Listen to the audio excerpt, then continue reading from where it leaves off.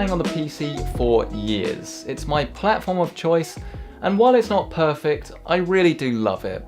But the thing is, with the launch of the Xbox One X, things are definitely changing. And while I won't be jumping ship back to console, what Microsoft have managed to do at a price point of £450 has to be commended, as it's a remarkable bit of hardware that is actually really good value. Now, I'm actually going to jump straight to the chase here and talk about gaming performance and the way it looks and compare it to the other consoles and of course PC. If you do want to learn more about the design, I've already made that video and I've compared it against an Xbox One S. You can find that in the top right hand corner.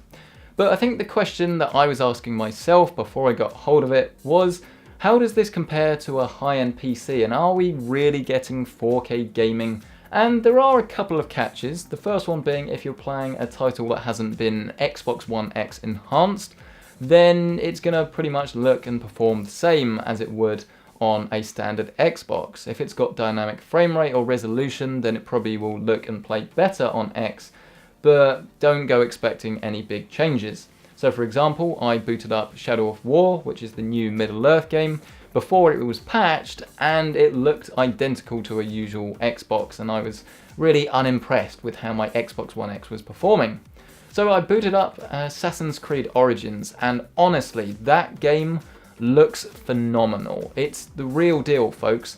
I know it is, I think, 4K checkerboard, which isn't true 4K, so it's sort of similar to the sort of stuff that the PS4 Pro does. But I really don't think anyone would notice. I can't notice. Even if you put your face right up to the screen, it looks pin sharp. And unlike some of the other games I've tested, it really does look like a PC on very high ultra settings at 4K. And I know some people won't believe me when I say that, but honestly, it looks amazing. And the same does go for Shadow of War once it's been patched, which it now has been. It doesn't look quite as good as Assassin's Creed, I think, but it still looks phenomenal when you compare it to your usual Xbox. And if you have a fancy high-end 4K TV, it sort of deserves to be played like this. It really, really does. The main caveat though in all of this is that while all of the games that I've tested have looked amazing, not all of them render in 60 frames a second. I think the best balanced game that I've come across so far has been Halo 5. That game, 4K, 60 frames a second, honestly, it looks so good. It feels so tight. And I've been playing that game so much now. To be honest with you, I didn't play it that much when it came out because the resolution, just to me, it looked a little low. Even for a console, it didn't look that great. So playing it on X, I think it's probably actually my favourite game that I've tested so far on X. It looks and plays amazingly. It's so good. But comparing this against a PC, the problem isn't the visuals. I think that for the most part, most people won't notice that much of a difference unless you're really throwing, £1,000 into your computer, at least for all of these extra high-end graphics cards and things. For the most part, I think most people will sort of see it as very good PC quality. But the main problem is that you've got no real option in most games to play at 60 frames a second, which means that you're stuck at 30. So, for example, Origins plays at 30 frames a second. And whether this is a concern to you depends on what you're used to and what you insist you can sort of cope with. For me personally, I can get used to 30 frames a second. I know it's not ideal. And games like Gears of War, where they play in 60 frames a second, multiplayer at 4K, and they look and feel amazing. As soon as you boot up the campaign and it's in 30, it really does, to me at least, feel like a step down. But for people that have been stepping up from a normal console, this isn't going to be a concern. And for those of you that don't mind about 30 frames a second anyway, again, it's not really going to be a concern. But I think that's the main thing to note. While the console definitely can deliver 4K 60 in certain titles, it is just that, it's certain titles. The other comparison that we need to make is of course with the PS4 Pro. I've been using mine for around about 5 months and I love the Sony exclusives. That's why I bought it. I've been playing a lot of Crash Bandicoot, Horizon Zero Dawn, and there's a lot of stuff to look forward to. With Xbox though, I know there is a lot of debate about their exclusives and whether they're better, whether they're worse.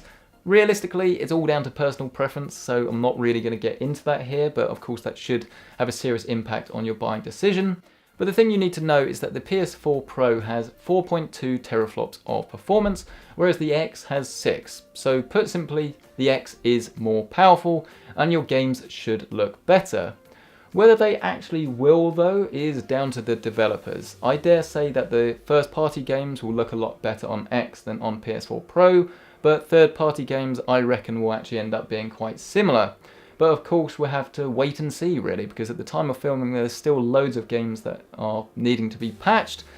So I guess we'll follow this up a little bit later. The only other thing really to mention is that this is a living room device, and even if you could get a powerful PC that had more power and was just as optimized as the Xbox One X, personally I still don't like Windows in the living room, and as such I will be using my Xbox One X as my living room entertainment device. That's just my personal preference. I know some people will be different. But in terms of whether this thing is actually worth buying, it's a weird one because it's a definite yes and a slight no at the same time. If you've got a 4K TV, then you're going to need this to really get the most out of it, and you're going to be seriously impressed with what it can do. It is quite expensive at £450, but the value when you compare it to a similarly spec'd gaming PC, it's night and day. This is seriously good value for what you're getting. But it's not going to be worth picking up if you've already got a PS4 Pro and you don't want to pick up the exclusives from the Microsoft side, because while the fidelity is definitely better, I'm not entirely convinced that it's worth pumping all this extra money in when you're going to get a better experience but not a completely different one.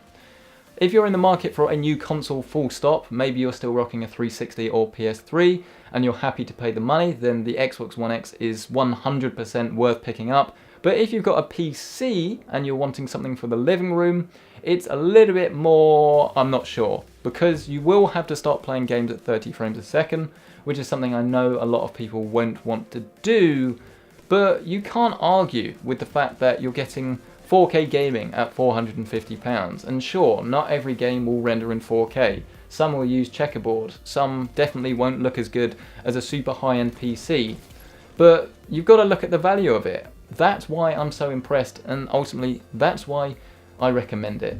A massive thank you to Xbox for supplying this review unit, it's much appreciated, and of course to you guys for watching this video.